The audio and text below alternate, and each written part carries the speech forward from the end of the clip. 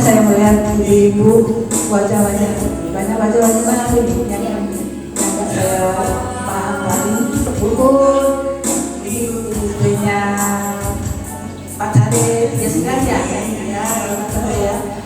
kalau yang beberapa yang lain saya alhamdulillah sekali nih Mbak dapat yang muda-muda ya seperti apa sih kader-kader ini ya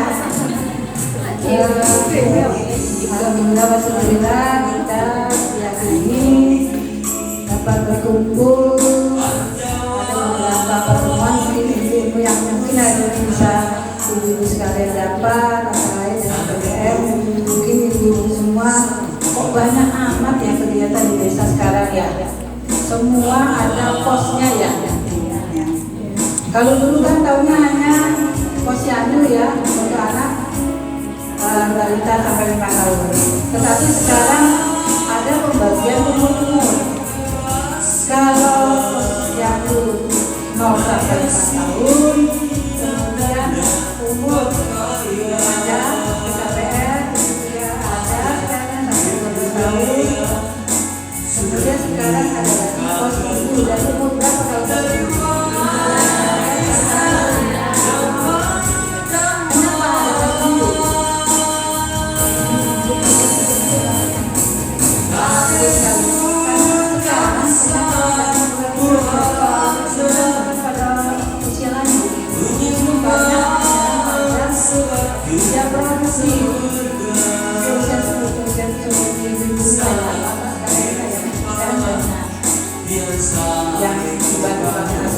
kalau kita tahu dulu ya sekarang dapat 2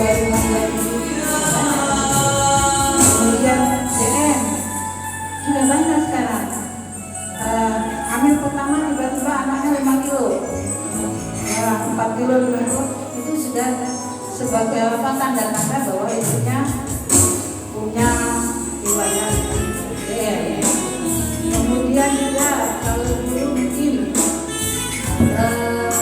kayak setting jadi kita nggak dulu ya tahu-tahu sudah stadium 4 sudah banyak tidak hanya keluarga dan juga ibu rumah tangga biasa pun sudah ada yang kenal kemudian kayak kantor mana yang juga nomor 2 sekarang itu wilayah banyak sekarang mudah-mudahan maka itulah salah satunya tujuan pemerintah membentuk pos supaya kita bisa kontrol setiap bulannya kita bisa kompetensi kita bisa kontrol bulan-bulan tadi kalau sudah ada satu umur 3 bulan ya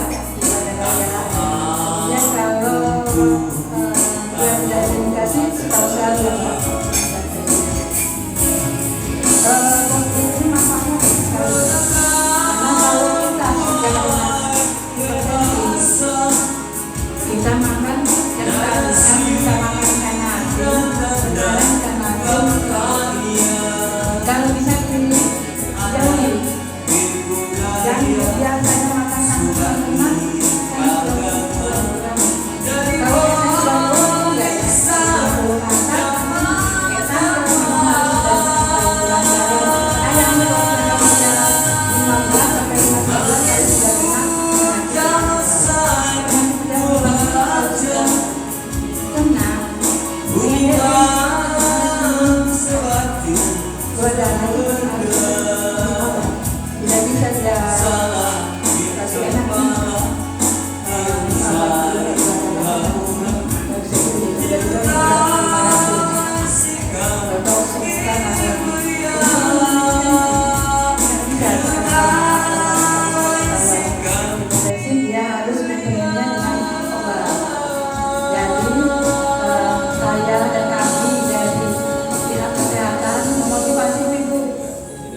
supaya bisa memotivasi masyarakat lingkungan sekitarnya. Dia nantinya kader-kader ini nantinya akan dikasih pendidikan tentang bagaimana cara beribadah sama bulan darah.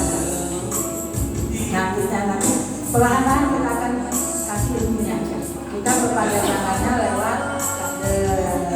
Jadi mudah-mudahan mudah-mudahan di tahun baru ini program kita dari meningkat masyarakat kita lebih sehat lagi dari yang kemarin. Amin. Mungkin itu saja, saya tidak panjang lebar dan teman-teman yang lain saya juga akan mengasih ilmu-ilmunya. Mudah-mudahan hari ini kita pulang tidak tangan kosong ya, kita dapat ilmu yang bisa kita terapkan ke masyarakat. Saya tutup, saya lebih apabila ada kata-kata yang salah saya mohon maaf dan kepada Allah saya ampun. Wassalamualaikum warahmatullahi wabarakatuh. Pos pembinaan terpadu yang disingkat dengan pos BINU. Jadi kalau ada yang tanya pos BINU itu apa? Pos pembinaan terpadu. Pengertiannya adalah pos BINU merupakan peran serta masyarakat yang melakukan kegiatan deteksi dini dan penanganan faktor risiko. PTM utama dilaksanakan secara terpadu, rutin dan periodik, jadi secara setiap kegiatan kita di pos BINU. Kemudian agar biasa dilakukan dengan akan menderita penyakit kencing, apakah merokok, apakah minum alkohol, begini gitu ya. Screening yang ada di PTM. Tujuannya yaitu tujuan dari PTM meningkatkan peran serta masyarakat dalam mencegah semua faktor risiko PTM. Jadi faktor risiko PTM ya, tujuannya dari kegiatan pos BINU yaitu meningkatkan peran serta masyarakat dalam mencegah dan menemukan dini faktor risiko PTM. Jadi menemukan dengan screening kan kita tanya apakah dalam keluarga mempunyai riwayat kencing manis, apakah dalam keluarga mempunyai riwayat darah tinggi. Jadi begitu peserta datang kita wawancara, jadi ya, dan di wawancara itu yang ditanyakan salah satunya ini ada juga di aplikasi ya Bu ya. Jadi bukan penderita itu yang dapat juga, tapi penderita itu ditanya juga keluarganya. Ya, lanjutkan. Sasaran kegiatan. Jadi sasaran kegiatan PTM itu sasaran utamanya adalah kelompok masyarakat yang berisiko dan menyandang PTM usia dari 15 tahun sampai 59 tahun. Jadi kalau PTM itu ada batas usianya usia 15 sampai 59 tahun dalam program PTM. Jadi kalau 60 tahun itu sudah usia lansia, tidak masih ketika.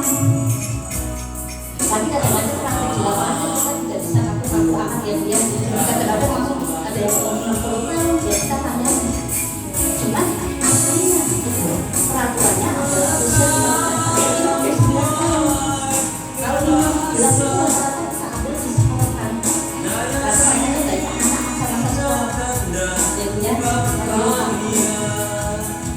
tepat pelaksanaan kegiatan PTS yaitu yang tidak boleh itu salah satunya di lembaga pendidikan sekolah kan bisa dilaksanakan kita masih di sekolah. Kemudian tempat ibadah dulu ada istilah Jumat Sehat, pernah diikuti Jumat Sehat pernah ya, dan itu kita lakukan rutin juga.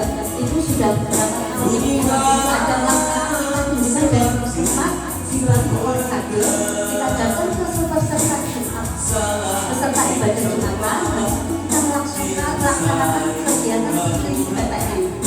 Kita bisa lakukan screening, karena screening itu salah satunya untuk memasukkan aplikasi.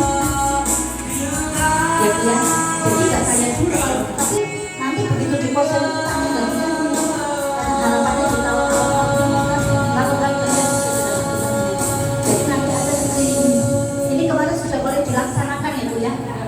Jadi setiap pasien nanti datang kita lakukan screening. Di meja mana nanti ada di situ. Kemudian pertemuan organisasi politik maupun masyarakat, misalnya ada acara organisasi karang tahunan, itu juga bisa dilaksanakan kegiatan pos BINU. Bentuk kegiatan pos BINU yaitu kegiatan penghalian informasi faktor risiko wawancara sederhana tentang riwayat PTM dan keluarga dan diri peserta. Itu tadi ini kemudian format ini screening untuk peserta yang datang, dan screening tentang riwayat keluarganya. Jadi ya. Kemudian yang kedua kita pengukuran tinggi badan sudah dilaksanakan. Jadi ada pengukuran di dalam PTM itu, pengukuran tinggi badan, berat badan, tingkat badan, ya. Nah itu diselenggarakan 1 tahun sekali bagi yang sehat.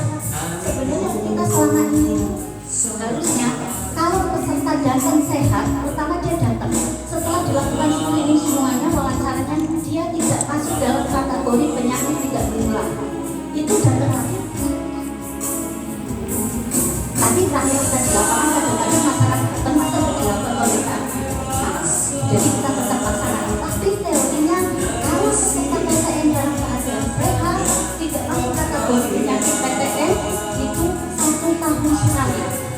Kemudian sementara yang beresiko itu 3 bulan sekali, dan penderita berulang diadakan nanti. Jadi kalau yang beresiko misalnya ditemukan ternyata dia punya riwayat penyakit, nah 3 bulan bukan setiap kali kita lakukan pemeriksaan. Jadi begitu pasien datang yang pertama, setelah wawancara sesuai dengan hubungan seksual, begitu dikategorikan dia sehat, bukan penderita PTM, dia 1 tahun sekali. Tapi kalau dia sudah berisiko menderita PTM, 3 bulan sekali dianjurkan untuk datang ke puskesmas. Tapi kalau memang dia sudah misalkan tidak bisa dilayani di pos itu, ada format rujukan. Jadi kita melakukan rujukan di puskesmas. Jadi nanti ibu-ibu begitu screening selesai, kita nanti akan biasakan membuat rujukan. Ini yang merujuk kader. Ya, jadi nanti kalau kita pelaksanaan ke depannya, kita berusaha untuk sesuai dengan yang aturan yang benar. Kalau ada yang dalam kita akan buatkan format ini supaya datang ke puskesmas. Betul, selama ini sudah dilakukan rujukan, tapi kadang-kadang kita tidak pakai format ini. Nah, mulai sekarang nanti saya akan siapkan kita pakai format ini. Jadi mereka datang itu, para peserta itu tahu, oh saya sudah dapat rujukan ini dari pos bindu Sri Basuki. Ya, lanjut lagi. Bentuk kegiatan pos bindu. Kegiatan pos bindu itu yang dilakukan kegiatan pemeriksaan IPA. Kegiatan pemeriksaan IPA itu dilaksanakan sebagai minimal 5 tahun sekali. Jadi setelah kursus 5 tahun sekali.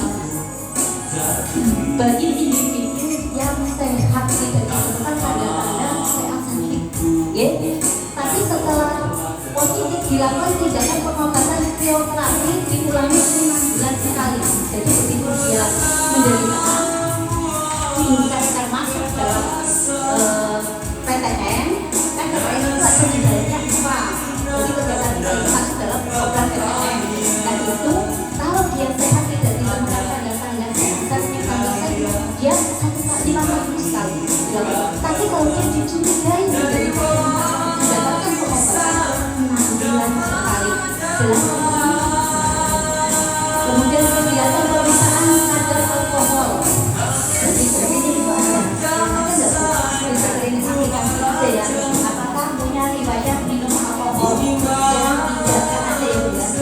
Kemudian kegiatan konseling dan penyuluhan harus dilaksanakan setiap pelaksanaan pos bindu PTM. Hal yang paling penting dilakukan karena pemahaman faktor risiko kurang bermanfaat jika masyarakat tidak tahu cara pengendalian. Jadi nanti ada konseling, kemudian nanti kita akan menyiapkan materi insyaallah. Jadi nanti kader setiap kita pelaksanaan pos bindu harus melakukan penyuluhan. Makanya diharapkan setiap pelaksanaan pos bindu 5 kader itu harus hadir. Jadi misalnya nanti meja 1 Mbak Indah, meja 2 Mbak Pur. Jadi kalau konsepnya masing-masing, karena termasuk di situ tadi kader akan diajarkan cara meriksa kadar gula. Itu kader.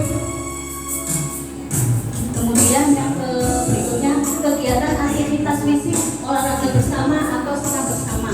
Jadi sebelum kegiatan PTM kita pos bindu itu kita melakukan senam bersama atau bersepeda bersama. Ya Bu ya.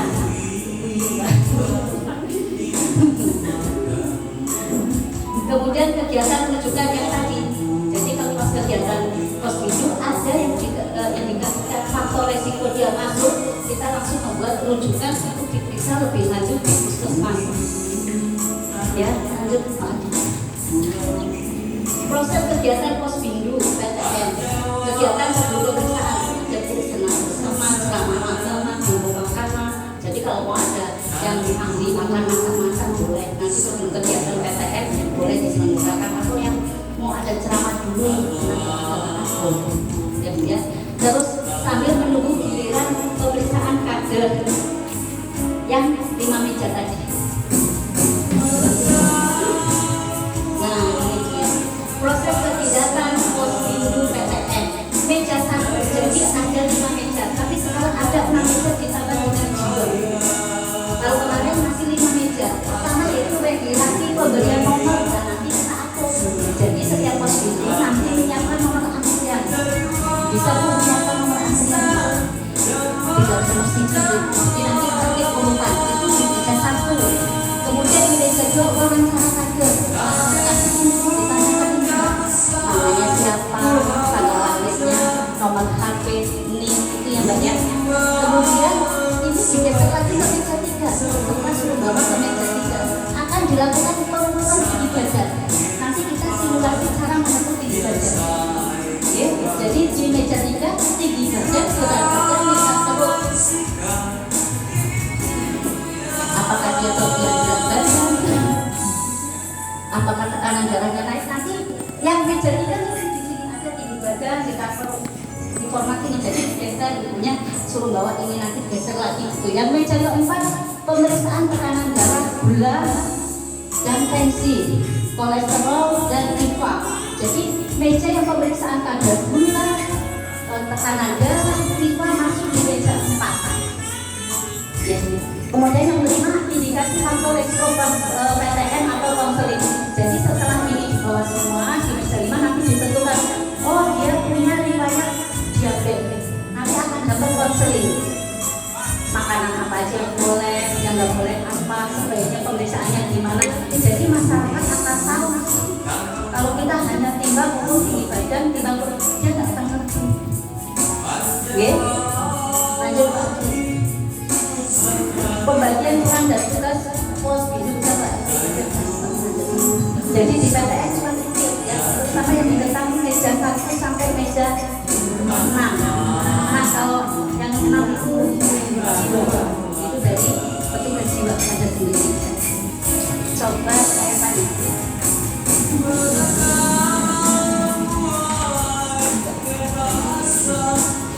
Di meja berapa tugas ruangan dari desa Sri Basuki berdiri. Jadi tugasnya apa Mbak di meja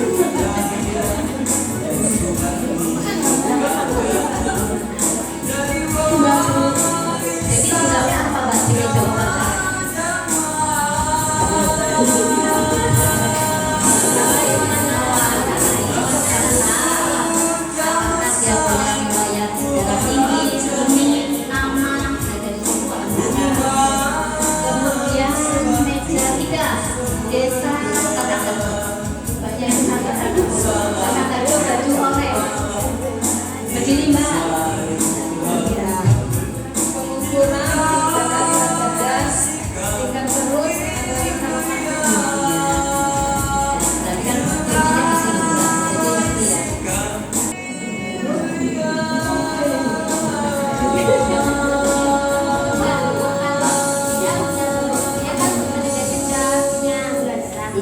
berdiri.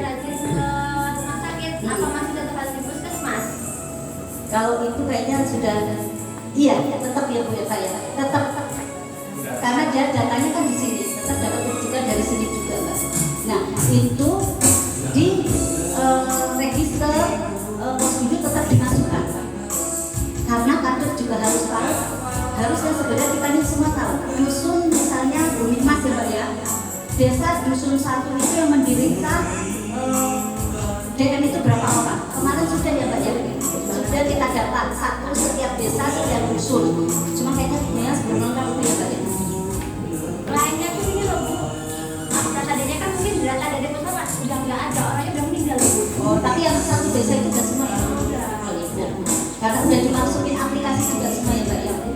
Jadi tetap dipantau, kita petugas PTN tetap memantau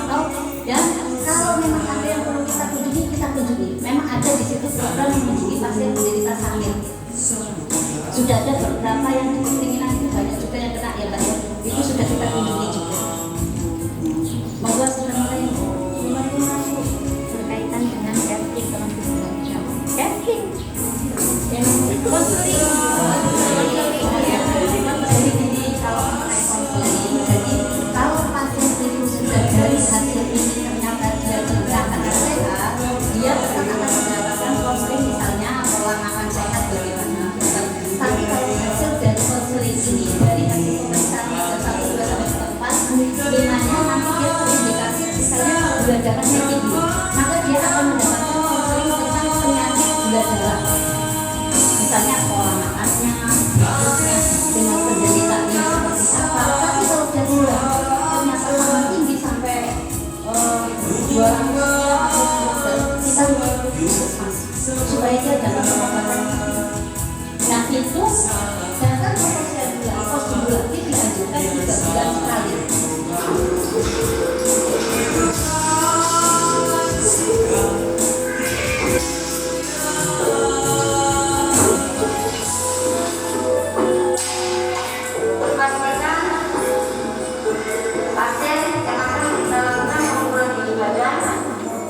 Dalam keadaan berdiri tegak, tidak menggunakan aksesoris baik topi, peci, atau jam tangan. Ikut serta terima kasih saya akan menawarkan selanjutnya agar dalam keadaan tidak berdiri, tidak menggunakan aksesoris apapun, tanpa dalam tempat kemudian air jajan.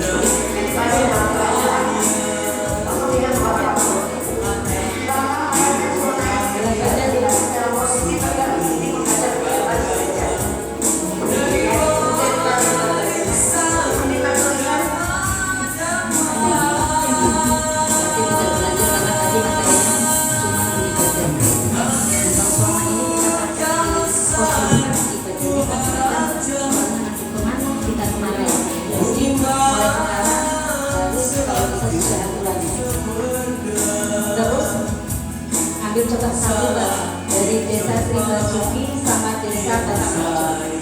Itu simulasi aja Mbak. Cara mengukurnya. Desa Sri Basuki dan seterusnya. Satu orang. Orang untuk mempraktekkan cara mengukur tinggi badan dengan pas tindu nggak salah. Nanti yang biasanya tingginya 170 orang jadi 160 apa? Nah, mbaknya yang cukup. Jadi tembok dalam keadaan rapat. Setelah dipasang dari angka 0 sampai tengahnya, kemudian tembok dalam keadaan rapat. Tidak memakai aksesoris, misalnya tas, misalnya perhiasan, sepatu. Nanti nambah tingginya. Kayak saya ini nambah banget ini. Nah, posisi pasien harus menghadap ke depan lurus. Jadi selama ini modelnya kita ngukur gini, pasiennya ngukur gini ya. Nah, sekarang besok nggak harus lurus menghadap ke depan. Badan nempel ke dinding, tegak lurus.